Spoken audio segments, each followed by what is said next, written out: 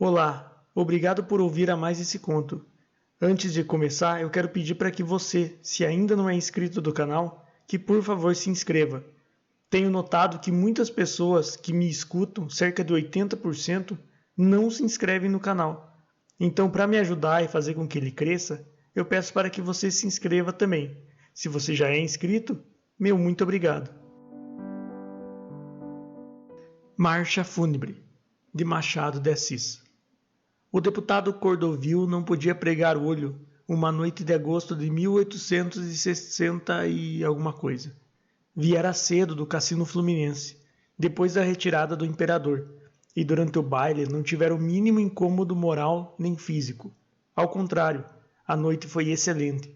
Tão excelente que um inimigo seu, que padecia do coração, faleceu antes das 10 horas, e a notícia chegou ao cassino pouco depois das 11. Naturalmente, conclui-se que ele ficou alegre com a morte do homem, espécie de vingança que os corações adversos e fracos tomam em falta de outra. Digo-te que concluís mal. Não foi alegria, foi desabafo. A morte vinha de meses, era daquelas que não acabam mais e moem, mordem, comem, trituram a pobre criatura humana. Cordovil sabia dos padecimentos do adversário. Alguns amigos, para o consolar de antigas injúrias, iam contar-lhe o que viam ou sabiam do enfermo, pregado a uma cadeira de braços, vivendo as noites horrivelmente, sem que as auroras lhe trouxessem esperanças, nem as tardes desenganos. Cordovil pagava-lhes com alguma palavra de compaixão, que o alviçareiro adotava e repetia, e era mais sincera naquele que neste. Enfim, acabara de padecer. Daí o desabafo. Este sentimento pegava com a piedade humana. Cordovil, salvo em política, não gostava do mal alheio.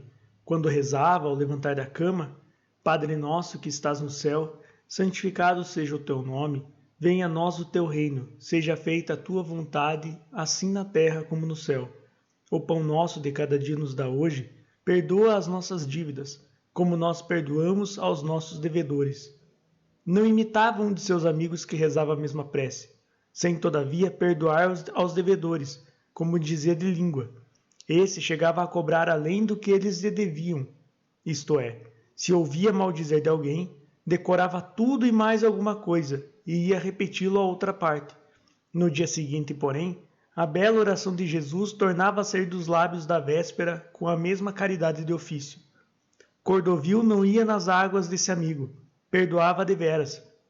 Que entrasse no perdão um tantinho de preguiça. É possível, sem aliás ser evidente. Preguiça amamenta muita virtude. Sempre é alguma coisa minguar força à ação do mal. Não esqueça que o deputado só gostava do mal alheio em política, e o inimigo morto era inimigo pessoal. Quanto à causa da inimizade, não a sei eu, e o nome do homem acabou com a vida. Coitado, descansou, disse Cordovil. Conversaram da longa doença do finado. Também falaram das várias mortes desse mundo, dizendo Cordovil que a todas preferia a de César, não por motivo do ferro, mas por inesperada e rápida. Tu coque? Perguntou-lhe um colega rindo. Ao que ele, apanhando a alusão, replicou: eu, se tivesse um filho, quisera morrer às mãos dele.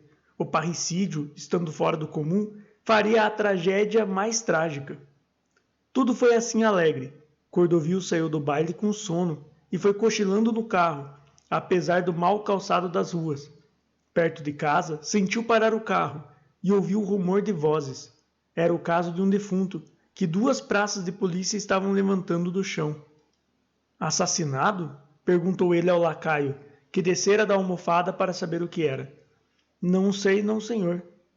Pergunta o que é.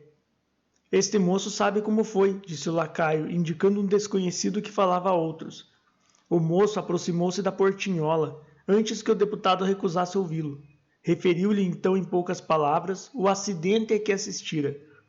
Vínhamos andando, ele adiante e eu atrás. Parece que assobiava uma polca. Indo atravessar a rua para o lado do mangue, vi que estacou o passo, a modo que torceu o corpo, não sei bem, e caiu sem sentidos. Um doutor, que chegou logo, descendo de um sobradinho, examinou o homem e disse que morreu de repente. Foi se juntando gente, a patrulha levou muito tempo a chegar. Agora pegou dele. Quer ver o defunto? Não, obrigado. Já se pode passar? Pode. Obrigado. Vamos, Domingos.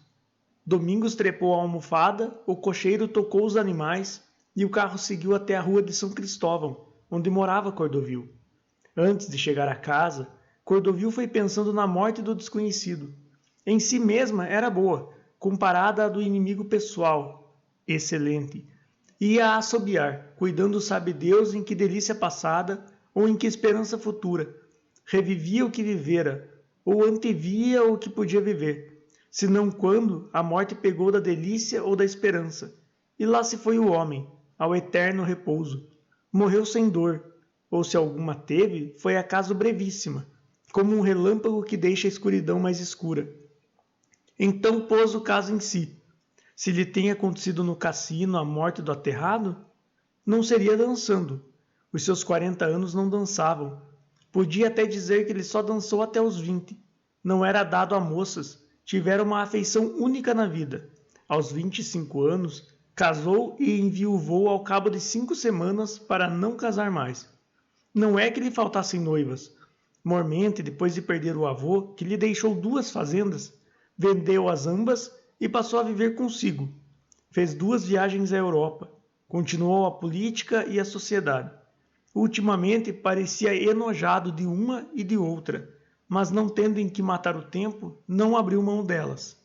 Chegou a ser ministro uma vez, creio que da Marinha, não passou de 7 meses. Nem a pasta lhe deu glória, nem a demissão desgosto. Não era ambicioso, e mais puxava para a quietação que para o movimento. Mas se lhe tivesse sucedido morrer de repente no cassino, ante uma valsa ou quadrilha, entre 2 portas, podia ser muito bem. Cordovil compôs de imaginação a cena, ele caído de bruços ou de costas, o prazer turbado, a dança interrompida, e dali podia ser que não, um pouco de espanto apenas, outro de susto, os homens animando as damas, a orquestra continuando por instantes, a oposição do compasso e da confusão. Não faltariam braços que o levassem para um gabinete, já morto, totalmente morto. Tal qual a morte de César, ia dizendo consigo. E logo emendou. Não, melhor que ela. Sem ameaça, nem armas, nem sangue. Uma simples queda e o fim. Não sentiria nada. Cordovil deu consigo a rir ou a sorrir. Alguma coisa que afastava o terror e deixava a sensação da liberdade. Em verdade, antes a morte assim que após longos dias ou longos meses e anos, como o adversário que perdera algumas horas antes. Nem era morrer, era um gesto de chapéu que se perdia no ar com a própria mão e a alma que lhe dera movimento. Um cochilo e o sono eterno. Achava-lhe um só defeito, o aparato. Essa morte no meio de um baile, defronte do imperador, ao som de Strauss, contada, pintada, enfeitiçada nas folhas públicas. Essa morte pareceria de encomenda. Paciência, uma vez que fosse repentina. Também pensou que podia ser na Câmara, no dia seguinte ao começar o debate do orçamento. Tinha a palavra. Já andava cheio de algarismos e citações. Não quis imaginar o caso, não valia a pena. Mas o caso teimou e apareceu de si mesmo. O salão da Câmara, em vez do cassino, sem damas ou com poucas nas tribunas, vasto silêncio. Cordovil em pé, começaria o discurso. Depois de circular os olhos pela casa, fitar o ministro e fitar o presidente. Releve-me a Câmara, que lhe tome algum tempo. Serei breve. Buscarei ser justo. Aqui uma nuvem lhe taparia os olhos, a língua pararia e o coração também, e ele cairia de golpe no chão. Câmara, galerias, tribunas ficariam assombradas. Muitos deputados correriam a erguê-lo. Um, que era médico, verificaria a morte. Não diria que fora de repente, como o do sobradinho do aterrado, mas por outro estilo, mais técnico. Os trabalhos seriam suspensos depois de algumas palavras do presidente e escolha da comissão que acompanharia o finado ao cemitério. Cordovil quis rir da circunstância de imaginar além da morte, o movimento e o saimento, as próprias notícias dos jornais, que ele leu de cor e depressa. Quis rir, mas preferia cochilar. Os olhos é que, estando já perto de casa e da cama, não quiseram desperdiçar o sono e ficaram arregalados. Então a morte, que ele imaginara pudesse ter sido no baile antes de sair, ou no dia seguinte em plena sessão da Câmara, apareceu ali mesmo no carro. Supôs ele que, ao abrirem-lhe a portinhola, dessem com o seu cadáver. Sairia assim de uma noite ruidosa para outra pacífica, sem conversas, nem danças, nem encontros, sem espécie alguma de luta ou resistência. O estremeção que teve fez-lhe ao ver que não era verdade. Efetivamente o carro entrou na chácara, estacou, e Domingos saltou da almofada para vir abrir-lhe a portinhola. Cordovil desceu com as pernas e a alma vivas, e entrou pela porta lateral, onde o aguardava com um castiçal e vela acesa o escravo Florindo. Subiu a escada, e os pés sentiam que os degraus eram deste mundo. Se fossem do outro, desceriam naturalmente. Em cima, ao entrar no quarto, olhou para a cama. Era a mesma dos sonos quietos e demorados. Veio alguém? Não, senhor, respondeu o escravo distraído, mas corrigiu logo. Veio sim, senhor. Veio aquele doutor que almoçou com meu senhor domingo passado. Queria alguma coisa? Disse que vinha dar ao meu senhor uma boa notícia e deixou este bilhete, que eu botei ao pé da cama. O bilhete referia a morte do inimigo. Era de um dos amigos que usavam cortar-lhe a marcha da moléstia.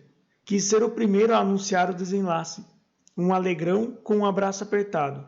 Enfim, morrera o patife. Não disse a coisa assim, por esses termos claros, mas os que empregou vinham a dar neles, acrescendo que não atribuiu esse único objetivo à visita. Vinha passar a noite.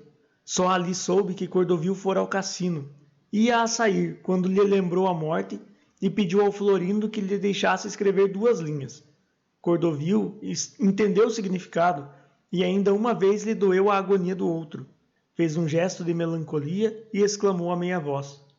Coitado, vivam as mortes súbitas.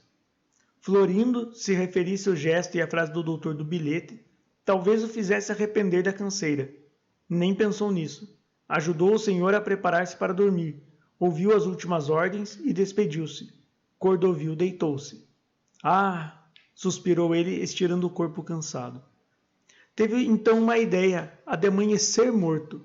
Esta hipótese, a melhor de todas, porque o apanharia meio morto.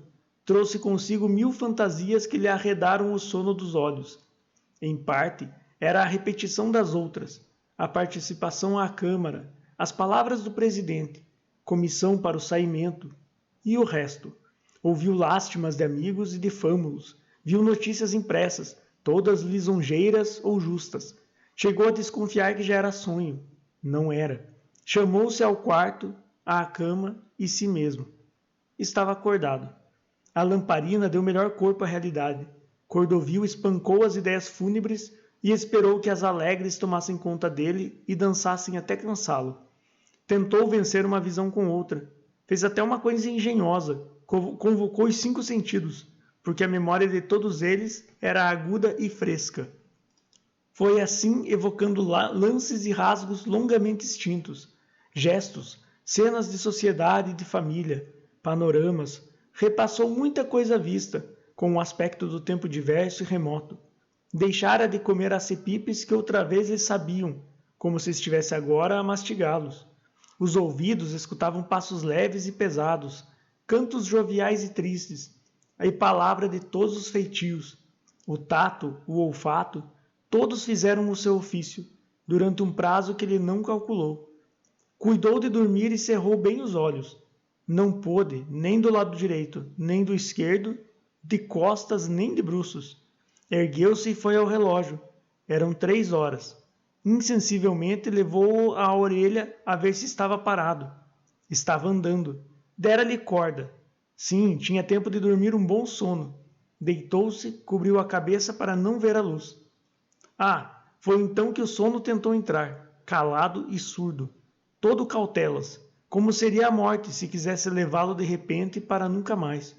Cordovil cerrou os olhos com força, e fez mal, porque a força acentuou a vontade que tinha de dormir. Cuidou de os afrouxar, e fez bem. O sono, que ia a recuar, tornou atrás, e veio estirar-se ao lado deles, passando-lhe aqueles braços leves e pesados, a um tempo que tiram à pessoa todo o movimento. Cordovil os sentia, e com os seus quis conchegá-los ainda mais. A imagem não é boa, mas não tenho outra mão nem tempo de ir buscá-la. Digo só o resultado do gesto, que foi arredar o sono de si. Tão aborrecido ficou este reformador de cansados. Que terá ele hoje contra mim? Perguntaria o sono, se falasse. Tu sabes que ele é mudo por essência. Quando parece que fala, é o sonho que abre a boca à pessoa. Ele não, ele é a pedra. E ainda a pedra fala. Se lhe batem como estão fazendo agora os calceteiros da minha rua. Cada pancada acorda na pedra um som. E a regularidade do gesto torna aquele som tão pontual que parece a alma de um relógio. Vozes de conversa ou de pregão, rodas de carro, passos de gente, uma janela batida pelo vento. Nada dessas coisas que ora ouço animava então a rua e a noite de Cordovil. Tudo era propício ao sono. Cordovil ia finalmente dormir, quando a ideia de amanhecer morto apareceu outra vez. O sono recuou e fugiu. Esta alternativa durou muito tempo. Sempre que o sono ia agrudar-lhe os olhos, a lembrança da morte os abria até que ele sacudiu o lençol e saiu da cama. Abriu uma janela e encostou-se ao peitoril. O céu queria clarear. Alguns vultos iam passando na rua, trabalhadores e mercadores que desciam para o centro da cidade. Cordovil sentiu um arrepio, não sabendo se era frio ou medo. Foi vestir um camisão de chita e voltou para a janela. Parece que era frio, porque não sentia mais nada.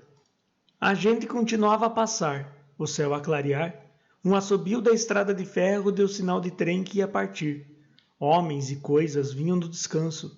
O céu fazia economia de estrelas, apagando-as à medida que o sol ia chegando para o seu ofício. Tudo dava ideia de vida. Naturalmente, a ideia da morte foi recuando e desapareceu de todo, enquanto nosso homem, que suspirou por ela no cassino, que a desejou para o dia seguinte na Câmara dos Deputados, que a encarou no carro, voltou-lhe as costas quando a viu entrar com o sono, seu irmão mais velho, ou mais moço, não sei. Quando veio a falecer, muitos anos depois, pediu e teve a morte, não súbita, mas vagarosa, a morte de um vinho filtrado, que sai impuro de uma garrafa para entrar purificado em outra. A borra iria para o cemitério. Agora é que ele via a filosofia. Em ambas as garrafas era sempre o vinho que ia ficando, até passar inteiro e pingado para a segunda. Morte súbita não acabava de entender o que era.